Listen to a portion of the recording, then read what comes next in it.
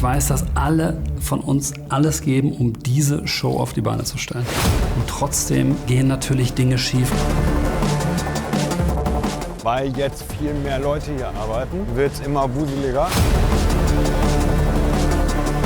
Man muss sehr konzentriert sein. Dann auch unter dem Druck einer Veranstaltung.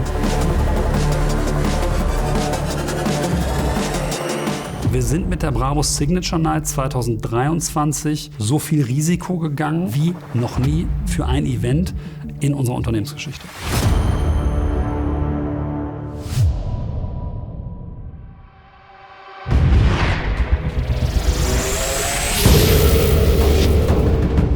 Wenn wir die Fashion Show haben, fahren ja die Autos von hier los. Das heißt, die fahren da hinten ran und die Ecke ist eng da hinten. Okay. Wie wir leider wieder feststellen müssen, wie immer wird so eine Ecke zu eng gemacht. Das heißt, der 6x6 muss einmal vorfahren und dann wahrscheinlich noch einmal zurück, dass er gerade reinfährt. Dass ihr dann da seid und sagt, pass mal auf, alles gut. Danach fahren die Autos hier hinten raus, dann ist die Fashion Show zu Ende und dann haben wir, ich sag mal, 5 Minuten Zeit in Anführungsstrichen, die Autos zu positionieren. Die Show war ja nur ein Bestandteil des Abends. Die Verfeinerung dann nachher zu sagen, wir möchten unbedingt, dass alle Fahrzeuge aus der Show auf der Aftershow-Party stehen. Wir hatten alle unsere vorgewiesenen Plätze, wo wir stehen sollten, und dann mussten alle Autos in kurzer Zeit sich so platzieren, dass das Line-Up steht. Das war uns zwar bewusst, aber das waren alles Herausforderungen, die wir uns als Team vorgenommen haben und die wir immer wieder im großen Kreis reflektiert haben und dann auch umgesetzt haben. Und ihr müsstet dann gucken, steht der gerade, ist da alles in Ordnung, noch einmal übers Auto gucken, weißt du, ob da noch irgendwas drin liegt oder nicht oder wie auch. Genau. Also 6x6 wird hinten tricky, sage ich euch schon, weil das ist sehr eng. Malte, timingmäßig, wie sieht's aus so? Marcel guckt, dass die Autos beschriftet werden, ist mit Teddy dabei. Wir machen gegen 11 Uhr das Fahrerbriefing. Du arbeitest dich ja zu einer Generalprobe hin. Das heißt, du hast grundsätzlich die Location einmal gebucht für, in dem Fall waren es jetzt 5 Tage für die Signature Night. Vorbereitung, was nicht viel ist. Das ist ehrlich gesagt wenig, man kann auch sagen zu wenig. Guck mal, jetzt kann es hier auch weitergehen. Jetzt hängt das Rig schon mal oben, das heißt, die haben mit den Motoren die ganze Traverse nach oben gehangen. Und ab jetzt kann es hier auch weitergehen. Das heißt, 140 Meter Teppich müssen jetzt hier ausgerollt und verklebt werden. Wir haben es jetzt 11 Uhr. In 2 Stunden wollen wir die Proben beginnen. Also ist noch gut was zu tun. Wann kommt denn der Konstantin? Nächsten 5 Minuten, sagt er. 5 bis 10 Minuten. Also mal gucken, da kommen wir schon an. Kannst mal einmal draufhalten auf das Banner, Cedric. Ich finde das echt cool. Also wir kommen hier bei der Jahrhunderthalle an gerade und es ist jetzt schon so, dass die komplette Beflaggung und die Banner schon aufgehängt sind. Und das ist echt cool. Jetzt werde ich angerufen. Ja? Hi? Monty, kurze Frage. Max rief an Ja? und hat darauf aufmerksam gemacht, dass und ein keine Einladung bekommen haben. Möchtest du, dass die eine bekommen? Ja, natürlich. Ja? Wieso haben die keine Einladung bekommen? Keine Ahnung, die stehen, ich habe auch schon mit der Marketingabteilung gesprochen, die stehen nicht auf der Gästeliste. Ja, natürlich müssen die auf jeden Fall auf die Gästeliste. Ja, aber natürlich bekommen die, natürlich, und das kannst du direkt bitte den Sven anrufen und das jetzt gerade nochmal eskalieren bitte, weil die sind unheimlich wichtig. Ich weiß, dass alle von uns alles geben, um diese Show auf die Beine zu stellen. Und trotzdem gehen natürlich Dinge schief, gerade weil es ein neues Event ist, gerade weil es etwas ist, was wir in der Form auch noch nie gemacht haben. Alles gut. Und, seid ihr schon wieder da oder noch da? Schon wieder? Das ist mal die wichtigste Frage des Tages. Wo gibt's den Kaffee, Leute? Weißt du, was ich mir besorge? Warst du schon mal in so einem Fußballstadion, da haben Leute so einen Rucksack, weißt du? Nee, so einen Rucksack und dann so, Herr Buschmann, noch einen Kaffee, oder? Kann ich morgen machen, gerne. Ich muss den Rucksack noch bestellen. Das ist der Moment, wo du so eine Brille aufsetzt. Ne? Guck mal, der Blick. Guck mal. Ja, der Blick scheiße ich mir jetzt schon in die Hose. Passen die Autos hier alle durch? Da ist immer noch 10 Zentimeter Platz. Wir sind schon mit dem 6x6. Wäre also witzige Instagram-Reels, aber nicht für uns. Nein, 10 cm Platz zwischen dem Fahrzeug und der LED. 6x6? Beim 6x6. Wir sind vorhin durchgefahren, kommt genau durch. Ja. Robin! Fahrer, alle zusammen. Auch bring deine beiden Kollegen mit.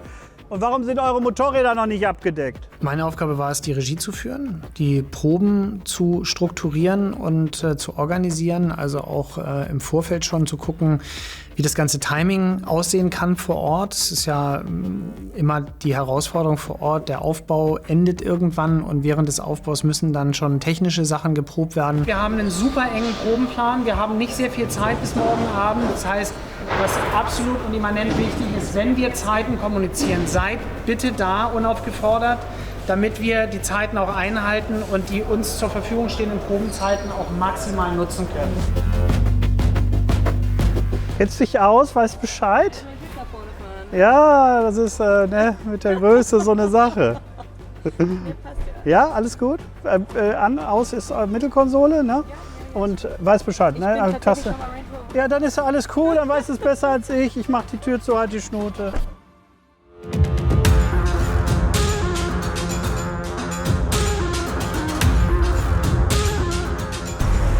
Keine Fenster zu machen.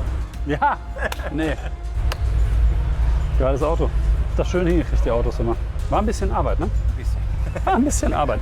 Thomas und sein Team mussten die ganzen Interieurs für die Autos fertig machen. Okay, they fixed the floors on the 6x6s. Yes, perfect. Jetzt wird der Trailer mit dem Boot auf Position gestellt. Der kommt da hier jetzt quer vor den Vorhang. Ist halt noch nicht so viel Platz wie auf dem Außengelände. Und klappt alles? Ja, Steine habe ich zum Teil geholt. Ich hole jetzt noch die andere Hälfte. Stopp! Die Antennen kommen noch nicht durch. Wie gesagt, sind jetzt nicht genau diese U-Steine geworden, weil die gab es nirgendwo. Ah, das ist schon mal ein schlechtes Int. Weiter.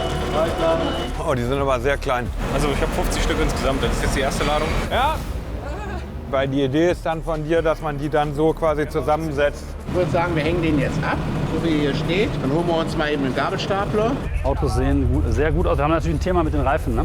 Und dann heben wir den vorne ein bisschen hoch, dass die Achsen ein bisschen entlastet sind. Und dann ziehen wir den erstmal ein bisschen rum. Du kannst natürlich hier nochmal mit der Kehrmaschine durch, aber irgendwann morgen muss da Reifenwichse drauf und dann hast du hier alles versaut. Wer hat den Schlüssel von dem XLP 900? Erstmal einfach mal gerade nach vorne. Dann fahre ich den nämlich mal weg, dann können die anderen nämlich schön im Kreis schon mal Anlauf nehmen. Dass Sie das Ding hier machen. Gut, stopp. Guck, zieh du mal vor mit dem 6x6. Nochmal weiter, feste. Guck mal, ihr habt immer noch Kratzer vorne rechts auf der Haube. Und rechts neben dem, das musst du dir nochmal angucken gleich. Hatten wir in der Abnahme schon bemerkt. Irgendwie ist das Segment rechts von der Mitte, vorne. Ich weiß nicht, was damit war, aber der war ja schon unterwegs, deswegen. Ne? Zu mir einen Gefallen tun, kannst du mal über Funk sagen, die sollen bitte A, bei ihren Autos bleiben, ja. B, nicht überholen. Und ich würde jetzt einfach so vom Setting her sowas nehmen. Die sollen in der Reihenfolge bleiben. Wie so ein Stufenpodest oder sowas. Den Arsch, den sie sehen, den sollen sie für die nächsten 2 Stunden immer sehen. Was ist das schönste Auto hier? Ne? Ja, auf jeden Fall. So, coolste Farbe. Die sieht so geil aus mit dem Interieur. Das ist unglaublich schön. Geil, dass wir nicht einfach die Tür aufmachen. Ne? Weißt du, dann tun wir hier nämlich so ein bisschen Tasche drauf, ein bisschen Klamotzkis und sowas und legen dann hier nochmal, weißt du, so, dass wir irgendwie eine kleine Klamotteninstallation, lassen das bei den Ketten aber weg, lassen die Ketten dann fast auf den Boden fallen, hängen da nochmal Klamotten dran und so, das passt. Also ich habe sie jetzt schön stehen in 3 Reihen, das sollte easy sein. Das Problem ist, du hast hier 23 Leute haben alle eine Idee und die ist auch irgendwie für sich individuell betrachtet auch gut.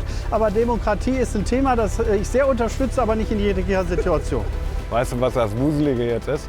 Weil jetzt viel mehr Leute hier arbeiten, wird es immer wuseliger, weil jeder so seine Baustellen. Fahr noch mal rückwärts raus, dass wir noch mal gucken, ob wie optimiert wir das hinkriegen. Wir sind jetzt gerade bei der ersten Testfahrt mit den Fahrern. Das heißt, alle Fahrer fahren jetzt das erste Mal wirklich die Runde. Und wir gucken mal, wie die sozusagen in einem Schwung ihre Position, weil jeder hat natürlich einen eigenen Lenkradius. Das heißt, jeder muss jetzt erstmal gucken, wie komme ich um die Ecke. Okay, Achtung. Standby in 3, 2, 1, go.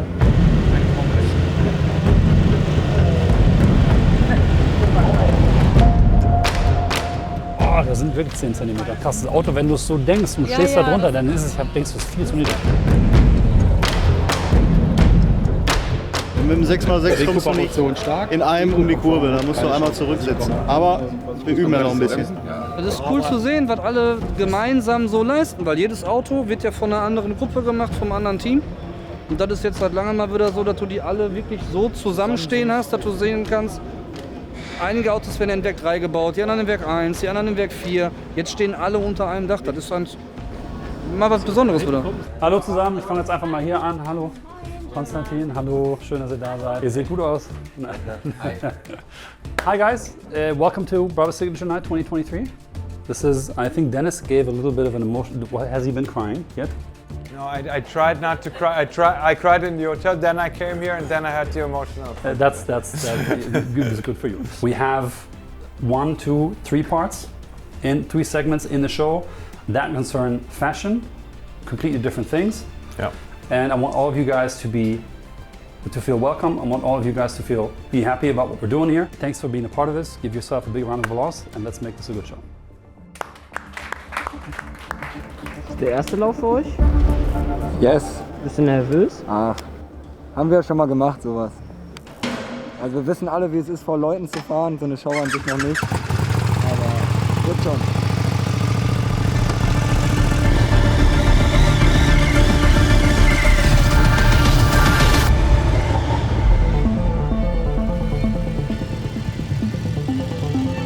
Jeder einzelne Fahrer im Fahrzeug war eine absolut wichtige Rolle in dem Moment. Er muss sehr präzise fahren. Jeder der Kolleginnen und Kollegen hatte ja Funk im Auto, respektive wirklich so einen Knopf im Ohr, hat die Regie da drauf gehabt. Es war sehr aufwendig, Choreografie, Fahren, Bild, Licht dazu, Musik dazu.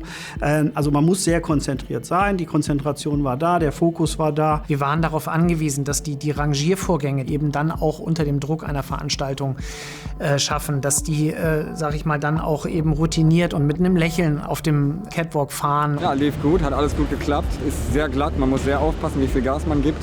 Und das Wichtige ist bei der Show, wir wollen ja halt genau nebeneinander fahren und die Choreografie soll halt perfekt stimmen, damit es halt auch cool rüberkommt. Das ist ein bisschen die Schwierigkeit, aber macht Spaß und haut gut hin. Die Alex wird jetzt die Looks vorstellen. Wir fangen mit Smart an. Ich habe die Smart-Kollektion noch nicht gesehen. Die Tina hatte noch eine Frage zur Sitzplanung. Da wurde gerade was reingeschmissen. Weiß nicht, ob du das gesehen hast. Ich wollte persönlich mit dir sprechen, ist aber voll in ihrem Film drin. Die Ja. ist in der G-Klasse, in der Deep Blue. Dann gehen wir eben dahin. Wir müssen noch bei dem Couture-Kleid die Entscheidung treffen. Genau, Das ist mir noch super wichtig, dass wir auseinandergehen und das getan haben. So, komme ich mal in euer Büro. Zeig mal euer Büro. Das ist geil, das finde ich schon wieder geil. Guck mal hier. Also Tina, also Mobile Office hat damit eine ganz neue Bedeutung bekommen gerade eben. Und dann halt, wie haben wir die Core-Looks irgendwie aufgepimpt. Ja, und klar ist natürlich, eure Aufgabe ist ja auch nochmal eine andere Zielgruppe anzusprechen oder einen wirklich anderen Look darzustellen oder ein anderes Segment abzubilden in der Show, als wir dann später machen. Ja, aber ich habe dem nichts hinzuzufügen. Ich finde die Muster cool. Ja, ich finde die Muster sehr, sehr cool. Ich hätte das gerne. Die Tina kümmert sich gerade um den Sitzplan. Ja, macht sie neben ihrem Job, in dem sie noch bei der Fashion Show fährt. Also von daher multitaskingfähig ist er auf jeden Fall. Und Mobile Office in dem Fall trifft es wirklich auf den Punkt. Neu definiert. Also die 2 Aufgaben, die ich hatte mit Guestmanagement und Fahren, das zu managen, war auf jeden Fall an sich eine Herausforderung. Tatsächlich bin ich immer mal gerannt, um das halt dann zeitlich auch zu schaffen. Das war definitiv zeitlich ein Thema. Und letztendlich saß ich auch zwischendurch im Brabus 900 Deep Blue und habe von da aus vieles geregelt. Ich hatte einen Laptop auf dem Schoß und dann haben wir nebenbei auch die Gästeliste neben uns gehabt, wo wir dann halt auch gesehen haben, wer sitzt wo und dann hat spontan jemand abgesagt. Also so wie es immer ist, es gibt immer bei den Shows natürlich Krankheitsfälle, wo dann Gäste plötzlich kurz vor der Show einfach absagen. Ja, und dann ist es für uns natürlich als Team wichtig, ja, ich sag mal, hinzuschauen. Ja? Also die Reihen sollen voll sein, weil der eine, der vielleicht weiter hinten sitzt, wäre dann enttäuscht. Ja, dass er weiter hinten sitzt, obwohl vorne Platz ist. Und ist ja gar keine Not. Wenn du vorne Platz hast und dein Gast gerade jetzt nicht pünktlich kommt und du das weißt, dann kannst du natürlich schnell reagieren. Du musst auch schnell reagieren. Wollen wir mal von links nach rechts durchgehen, Alex? Ja, lass mal bitte stell mal jeden einzelnen Look bitte Ich vor. würde eigentlich so viele Models aufstellen, wie es nur geht jetzt. Die Kollektion besteht ja vielfach aus Matten- und Seidenmattenbestandteilen. Wir haben jetzt zum Beispiel in den Schuhen glänzend, erstens, und dreckig, zweitens. Wie gehen wir damit um? Welche Schuhalternativen hätten wir für ihn? Also wir haben noch mehr Alternativen. Du meinst wegen der Spiegelfläche? Allgemeines ja, die Frage ist natürlich, du kannst für so eine Show immer mal ein bisschen drüber gehen, aber ist natürlich sehr, sehr sportlich.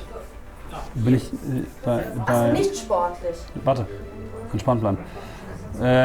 Sorry, wenn ich jetzt ein bisschen direkt bin, sonst ist nicht böse gemeint, sonst kommen wir nur nicht durch. Hi, sorry, wenn ich dich störe. Wir hatten hier gerade auf der Bühne, auf der Terrasse, also auf den terrassenförmigen Sitzplätzen gerade einen kleinen Zwischenfall. Falls du mal hier hinkommen könntest, wäre nett. Ich würde dir das gerne mal vorführen, was gerade passiert ist. Wir setzen alles auf eine Karte. Wir müssen das Ding hier auseinanderziehen. Es ist zu dicht und zu intensiv. Man braucht ein bisschen mehr Raum. Es war ein sehr riskanter Moment, muss man ganz klar sagen.